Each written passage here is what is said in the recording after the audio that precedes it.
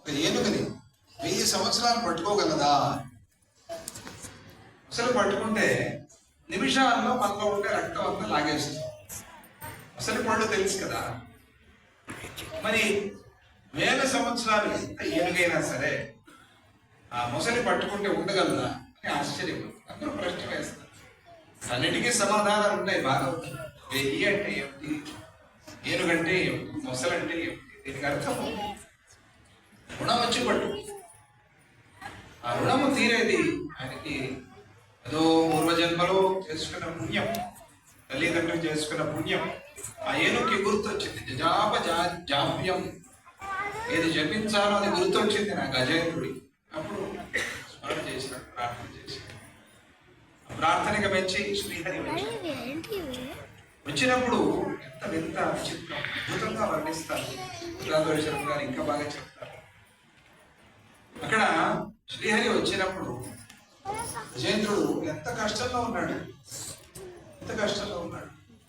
రక్తం లేదు, అది లావక్కిందది లేదు. ఎట్లా, ఏ పరిస్థితి, ఎంత కష్టపడుతున్నాడు. అప్పుడు కూడా శ్రీహరి వచ్చాడు నా దగ్గరికి, ఆయనకి ఏమైనా ఇవ్వాలి, శాస్త్రం ఏమి ఇవ్వాలి. అటు ఇటు వెతుకుతాడు ఆ గజేంద్రుడు. కదిలే పరిస్థితి లేదు, ఊపిరాడే శక్తి కూడా లేదు ఆ గజేంద్రుడికి. మొత్తం అంతా రక్తం అంతా వెళ్ళి శరీరంలో నిస్సత్తు అయిపోయాడు. ఏం చేయాలి? అటు ఇటు చూస్తే ఒక పద్మం చిన్నగా మెల్ల అతి కష్టం మీద తొండం ఇట్లా చాచి, ఏనుగులకి కరం అంటే తొండమే కదా, ఖరీదు కాదు. మెల్లగా ఆ పద్మం తీసుకున్నాడు. శ్రీహరి అక్కడ వస్తున్నారు, వచ్చారు, దగ్గరకు వచ్చారు, కనిపిస్తున్నారు. ప్రార్థన చేశాడు. చేసి ఆ స్వామికి ఏదైనా ఇవ్వాలి కదా వచ్చిన వాడిని. మెల్లగా ఆ పద్మం తీసుకున్నా అతి కష్టం మీద పైకి ఇట్లా వేశాడు. పాదాల మీద పెట్టే శక్తి లేదు కదా, తొండనంత పైకి లేవదు, శక్తి లేదు. పాపం నీరసించిపోయి ఉన్నాడు. కష్టం మీద ఇట్లా అన్నాడు. అంటే భగవంతుడికి, గురువుకి మన మీద ఎంత కృప, ఎంత కరుణ.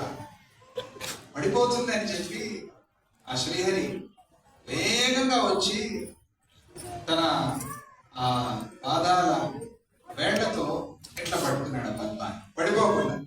అది ఆ పద్మాన్ని పడిపోకుండా. పద్మము సమర్పితమైంది, పద్మము సమర్పణ అయింది. కాబట్టి ఇప్పుడు ఆ గజేంద్రుడి ఆ పడాలి. వెంటనే ఏం చేశాడు? ఆ తొండం పట్టుకుని పైకెత్తితే ఏమైంది? మొసలికి స్థానభ్రంశమైంది. స్థాన బలమే కానీ తన బలము కాదయ్యా, ఇంకా కదా మన తెలుగులో. ఎప్పుడైతే స్థాన బలం అనేది పోయిందో మొసలికి బలం తగ్గిపోయింది. ఇప్పుడు గజేంద్రుడికి బలం పెరిగిపోయింది, మొసలికి బలం తగ్గిపోయింది. ఎంత విచిత్ర! క్షణాల్లో సీన్ మారిపోయింది. మన భాషలో చెప్పాలంటే క్షణాలు మారిపోయింది. గజేంద్రుడికి భగవత్ స్పర్శ, ధైర్యం, శక్తి అన్నీ వచ్చేసాయి కదా. ఆ దేవుడు మాకు వచ్చేసాడు, ఇంకేమో ఆ నమ్మకం వచ్చేసింది క్షణాల్లో. ఇప్పుడు మొసలి గాల్లో వేలాడుతాం. ఎంత పైకి ఎత్తేసాడంటే ఈ మొసలి పట్టుకోలేదు, వదలలేదు. వదిలితే కింద పడి చచ్చిపోతుంది. పట్టుకోవడానికి శక్తి లేదు, పళ్ళు లాగేస్తున్నాయి, పట్టుకోలేదు కదా. గాల్లో ఎంతసేపు పళ్ళతో పట్టుకుంది. ఇది పరిస్థితి. ఆ సమయంలో ఆ స్వామి సుదర్శనాన్ని స్మరించి ఆయన శిరస్సు. ఎంత అద్భుతం!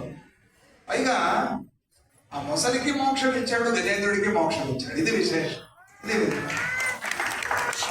గజేంద్రుడు ఏమన్నా, గజేంద్రుడు స్వామి నన్ను ఎన్ని రోజులు పట్టుకుంటే దానికి మోక్షం ఇచ్చావు. మనమైతే అట్లా అంటాం, నాకు రాకపోయినా పర్వాలేదు, పట్టుకోవడానికి రాకూడదు.